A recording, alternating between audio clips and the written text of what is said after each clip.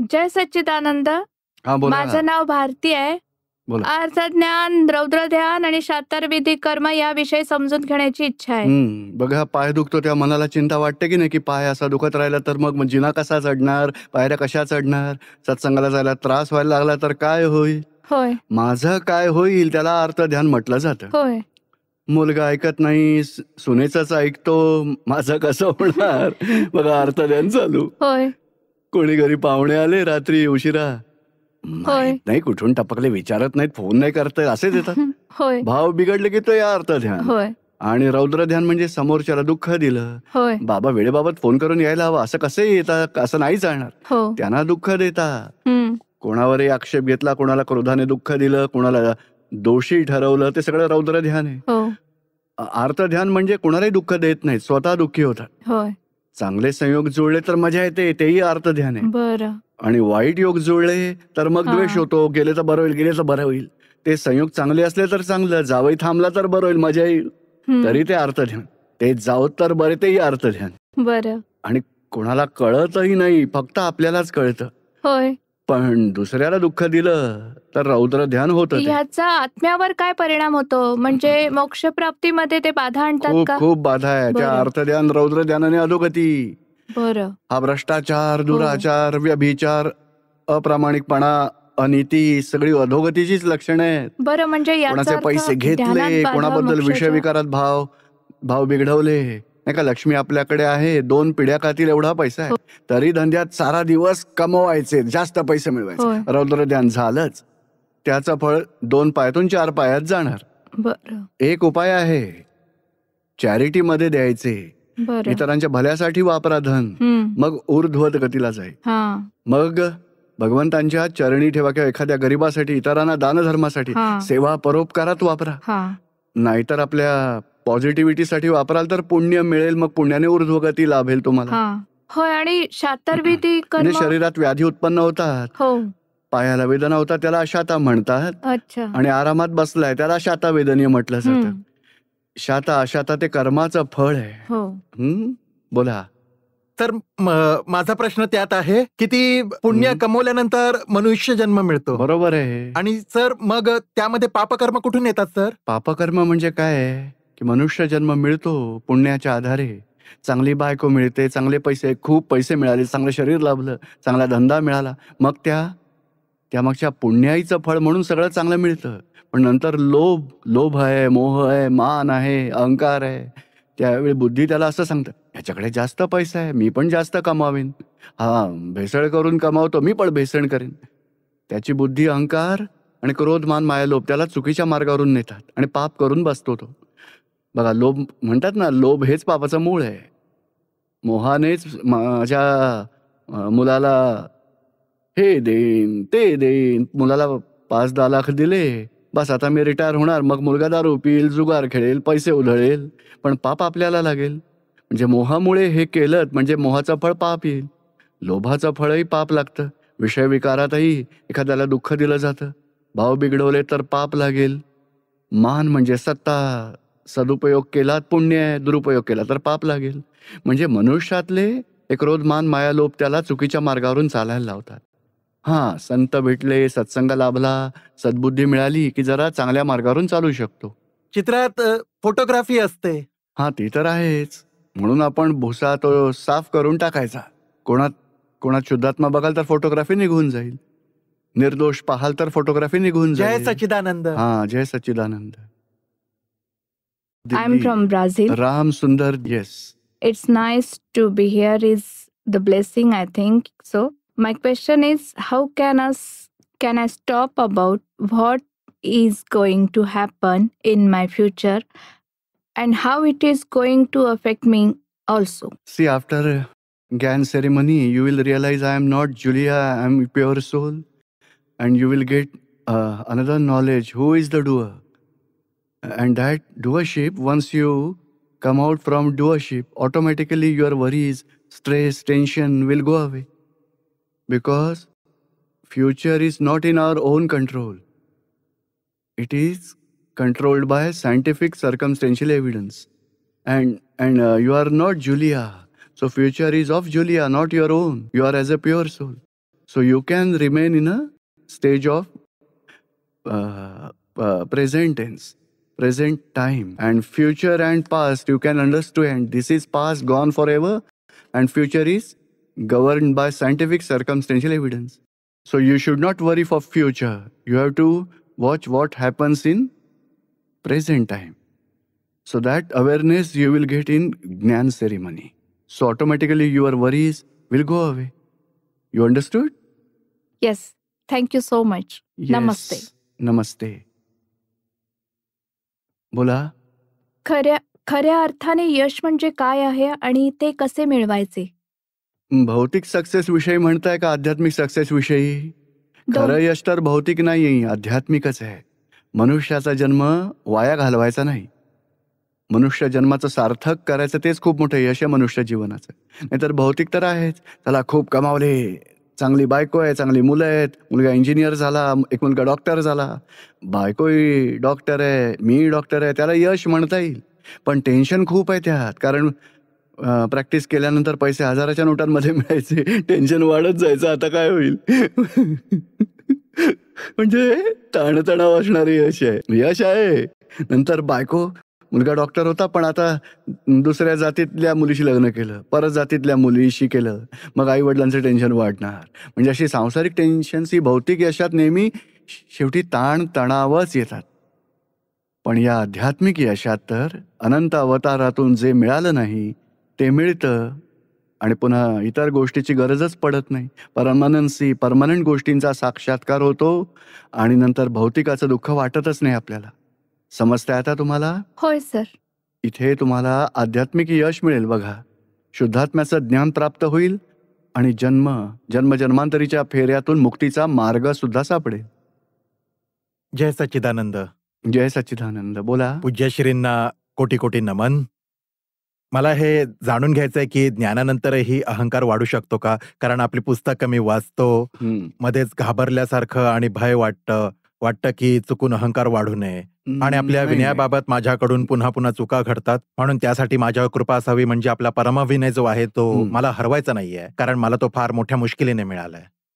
Actually ज्ञानानंतर 2 प्रकारचे अहंकार मानले जातात. एक कर्म बांधणारा अहंकार, दुसरा कर्मफळ भोगणारा अहंकार. आता बांधणारा अहंकार खूपच छोटा असतो. मीच रामसुंदर आहे. आता रामसुंदर आहे तो अहंकार तर बाजूला होतो.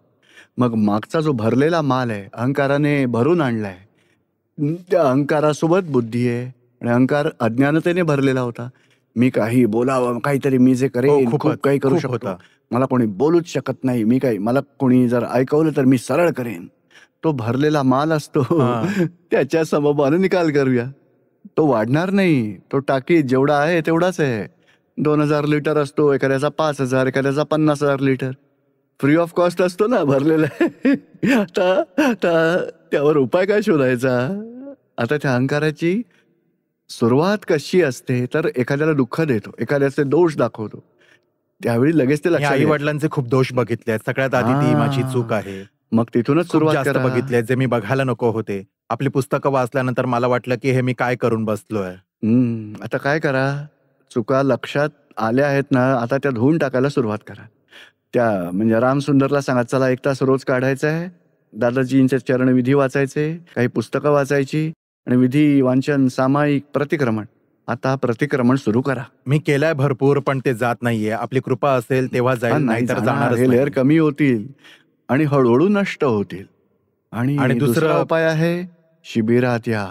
शिबिरात काय होतं की डिटेल एक्सप्लेनेशन मिळेल आणि डिटेल अंडरस्टँडिंग डेव्हलप होईल. नंतर आपल्या चुका आपण आपल्या दृष्टिकोनातून बघू, त्यावेळी त्यातील सूक्ष्मता आपल्याला दिसेल. सूक्ष्मतेनुसार आपण प्रतिक्रमण केलं तर मुळापासून दोष नष्ट होऊ शकतील. कारण दादाजींच्या पुस्तकात मी वाचलं होतं, त्यात म्हटलंय की जर हे नाही गेले, आई वडिलांचे दोष जो बघेल तो मोक्षाला मुकेल. पण मला असं वाटतं की आधी बघत होतात पण आज तर बघणं बंद केलं ना. हो, आता बघायची इच्छा नाहीये ना. नाही अजिबात. म्हणून आता दुसरा उपाय हा करा की जेव्हा गरज पडेल आई वडिलांची मनापासून सेवा करा. अशाने आयुष्यभर जे गुन्हे केले ते सगळे धुतले जातील. आपली कृपा व्हावी, पुरेपूर धुतले जातील. जय सच्चिदानंद. तर 2 ओळी दादा भगवानांवरच्या समर्पण भावनेसाठी माझ्याकडून, त्यानंतर मी विचारेन. पृथ्वी आकाश पवन पाणी साऱ्यात उल्हास भरती दादा, या शांत प्रकृतीच्या तनामनात सुंदर संगीत भरती दादा. जडातही चैतन्य भरेल असे अमृत ज्ञान वर्षवती दादा. इथल्या प्रत्येक कणाकणात अकर्म विज्ञान समावलंय आहे. अत्र तत्र सर्वत्र इथे दादांचे ज्ञान समावलंय. जय दादा जय भगवान. दादा भगवान. पूज्यश्री त्यात प्रश्न लिहिलाय. प्रश्न मी लिहिलाय त्यात. आहे का आत्मज्ञानी आणि बुद्धिज्ञानी? हा हेच हो हो विचारायचं सर, आहे ना? हाच विचारायचा आहे. आणि आइन्स्टाईन आणि न्यूटन, गॅलिलिओ हा होते ते भौतिक ज्ञानी आहेत. म्हणजे तेही टॉप. संसारात खूपच उच्च पण भौतिक विज्ञानी म्हटले जातात. भौतिक विज्ञान म्हणजे जडतत्व जे आहे, सोडियम, पोटॅशियम, कॅल्शियम, ऑक्सिजन ही सगळी भौतिक तत्व आहेत. पण तत्वांच्या ज्ञानीलाही भौतिक ज्ञानीच म्हणतात. ते विज्ञानी सायंटिस्ट, भौतिक विज्ञानी. सर मोक्ष आणि आत्मा, त्या आत्म्याला जाणणाऱ्याला आध्यात्मिक ज्ञानी म्हटलं जातं, आत्मविज्ञानी. दादा भगवानांसारख्यानं आत्मविज्ञानी म्हटलं जातं. आणि हे भौतिक विज्ञानी. आइन्स्टाईनने तर शेवटी एक खूप मोठं वाक्य सांगून ठेवलं होतं की मी रिलेटिव्हिटीमधलं सारं काही जाणून घेऊ शकलो, पण मी रियालिटी जाणण्यात अपयशी ठरलो. पण जेव्हा जाणून घ्यायची गोष्ट येते तेव्हा भौतिक विज्ञानी पुढे जाऊ शकत नाहीत. तिथे त्यांची समज अपुरीच पडते. जे आध्यात्मिक विज्ञानी आहेत, श्रीकृष्णांसारखे, महावीर भगवानांसारखे, प्रभू रामचंद्रांसारखे किंवा मग दादा भगवानांसारखे, ते भौतिक विज्ञानाच्या पुढचं आध्यात्मिक विज्ञानाच्या मूळ गोष्टी, तत्वज्ञान सगळं त्यांना अनुभवास येतं, लोकांपर्यंत पोहोचवही शकतात. जय सच्चिदानंद. जर एखाद्या माणसाला सत्संगामध्ये जाण्यापासून कोणी थांबवत असेल तर त्याचा त्याच्या जीवनावर काय प्रभाव पडतो? थांबवणाऱ्यावर का? होय. थांबवणाऱ्याचं तर नुकसान होणार. आणि थांबवणारे थांबवतील, पण आपल्याला थांबवणारे असतील समजा, तर आपण त्यांच्याबद्दलचे भाव नाही बिघडवायचे. ते निमित्त आहेत, आपले अंतर आहे, आपल्याला फळ देत आहेत. आणि प्रार्थना करायला हवी की त्यांना सद्बुद्धी मिळो, सद्मार्गावर चालावेत आणि आमच्याकडून त्यांना दुःख दिलं जाऊ नये असा व्यवहार करा आणि त्यावर समाधान मिळवा. आणि शेवटी आपल्याला बाहेर पडायला नाही मिळालं तर ॲडजस्टमेंट करून मग बाहेर पडा, पण त्यांना दुःख देऊन नाही.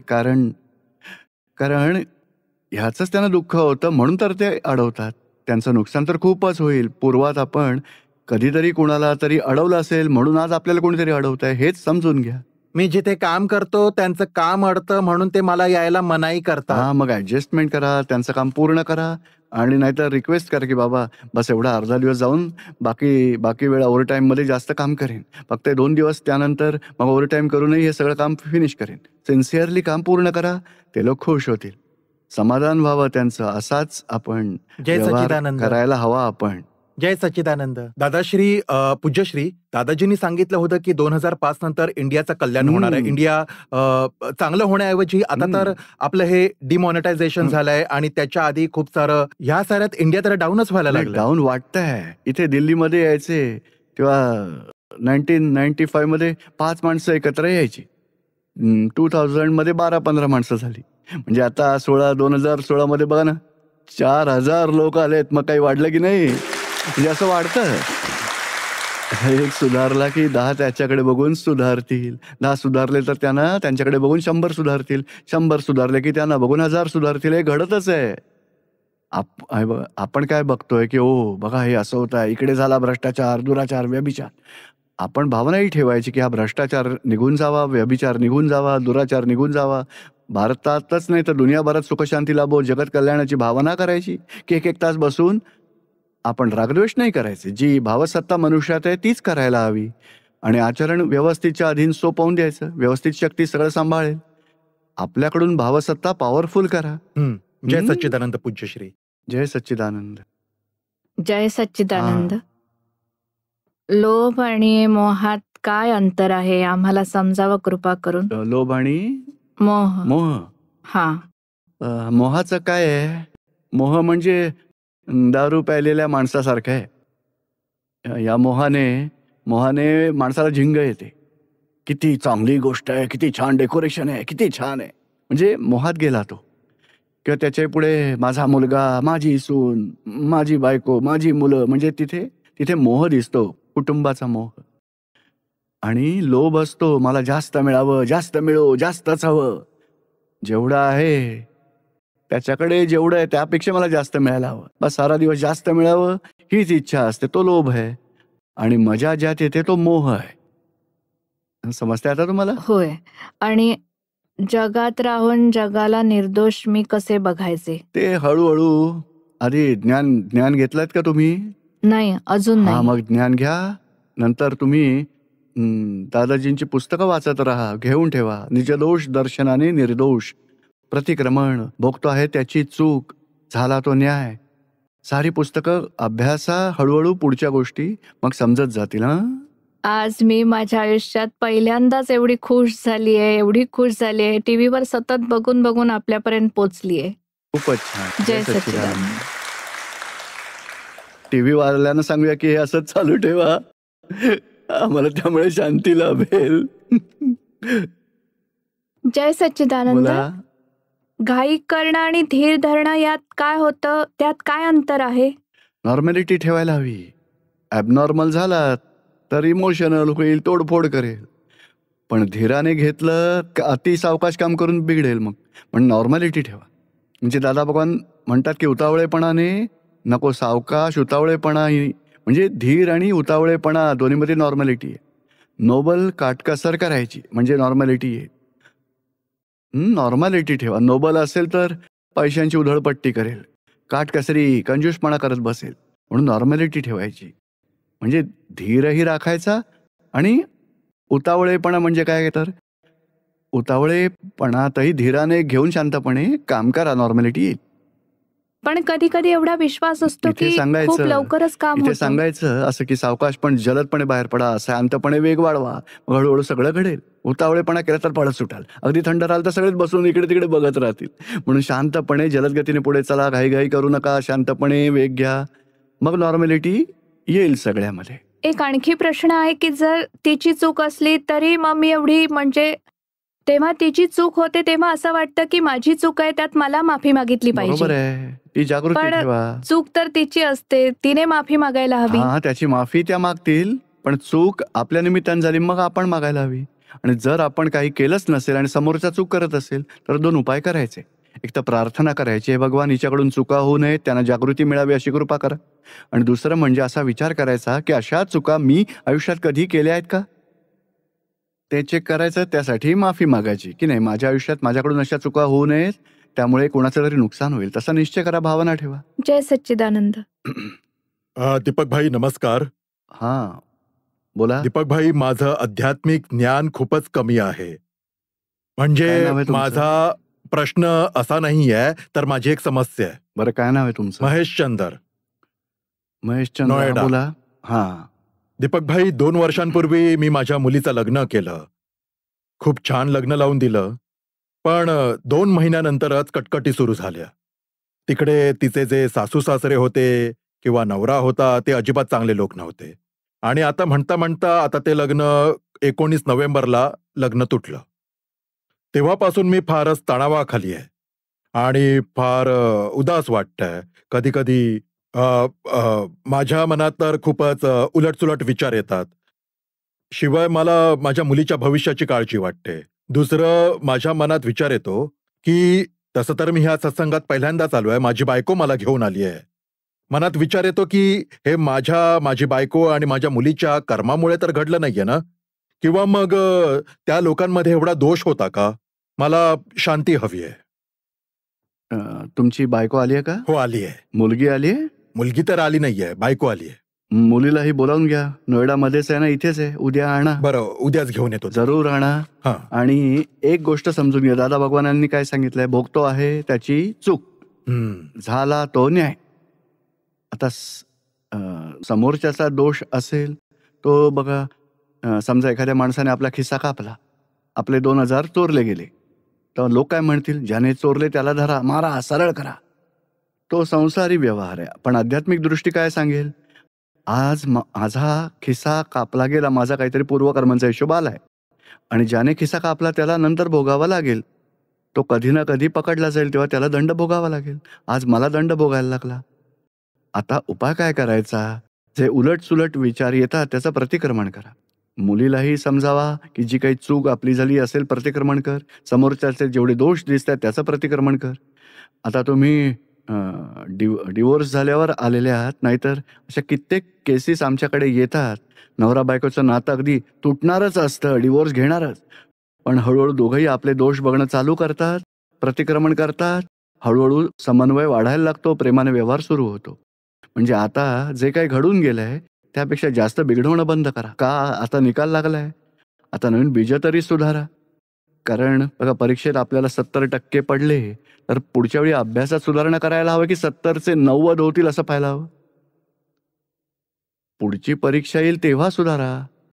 आता भविष्यात सुधारा. जे घडून गेलं गॉन फॉर एव्हर. भविष्यात नवे दोष बघणं, दुःख देणं, आपण डिस्टर्ब होऊन वाईट विचार करणं, ते सगळं बंद करून प्रतिक्रमण चालू करा. आणि सर्वात उच्च उपाय म्हणजे सत्संगात या. तुम्ही आता आलात, थोडी शांती मिळते की नाही तुम्हाला? हो, शांत वाटतंय. आता मुलीलाही घेऊन या आणि हळूहळू कधी शक्य असेल तर असं सगळं वाटलं, असा प्रॉब्लेम आलाय असं वाटला तुम्हाला, तर 10 दिवसांनी 15 दिवसांनी अहमदाबादला शिबिर आहे, तर ठीक आहे. तिकडे या 10 दिवसांसाठी. शांतता लाभेल आणि खूप सारे उपायही सापडतील तुम्हाला, त्याची गॅरंटी आहे. धन्यवाद.